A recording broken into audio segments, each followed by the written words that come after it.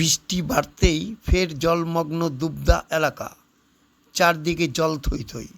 কোথাও বাড়ির উঠোন ডুবে গিয়েছে, কোথাও আবার জল ঢুকছে ঘরে।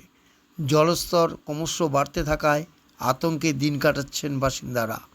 পরিস্থিতি অবনতি হওয়ায় ইতিমধ্যেই বেশ কিছু মানুষকে উঁচু জায়গায় সরিয়ে রাখা হয়েছে।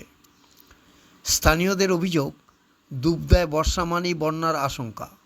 প্রতি বছরই কম বেশি জলবন্দী হতে হয় এলাকার মানুষকে। তাদের দাবি, সমস্যাটি শুধু বৃষ্টির জলের কারণে নয়, সুবর্ণরেখার জলও ঢুকে পড়ে এই এলাকায়।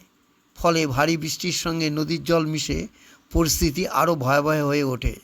ঘরবাড়ি, চাষের জমি এবং রাস্তাঘাট জলের তলায় চলে যায়।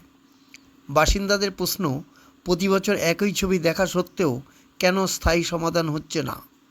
তাদের দাবি, জল নিকাশির উপযুক্ত ব্যবস্থা, নদীর জল ঢোকা রোধ এবং প্রয়োজনীয় পরিকাঠামো গড়ে তুলে দীর্ঘমেয়াদী সমাধানের পথে হাঁটুক প্রশাসন। শুধু বন্যার সময় ত্রাণ বা সাময়িক ব্যবস্থা নয়, আগাম পরিকল্পনা করে সমস্যার মোকাবিলা করার দাবি উঠেছে। 7টার দিকে এরকম আমার কাছে মেসেজ আসার পরে যথারীতি আমি বিডিও স্যারের সঙ্গে আমি কানেক্ট করি।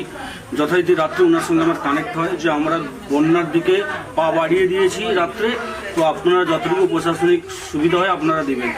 এই শোয়াতে বিডিও স্যার আমাকে আশ্বাস দিয়েছিলেন ও উনিও আমার কথা রেখেছেন।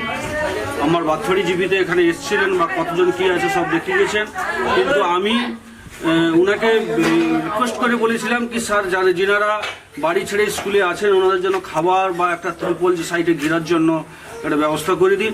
কিন্তু দুঃখের বিষয় এখন অবধি আমাকে বিডিও স্যার কাছ থেকে কিছু পাইনি। তো আশা করছি আসবে। হয়তো বৃষ্টির ব্যাপার আছে, দেরি হলেও হচ্ছে, তো আসবে। আর পরপর আমি গিয়ে দেখলাম এলাকায় যে অবস্থা হচ্ছে, আর কাকে কি বলবো।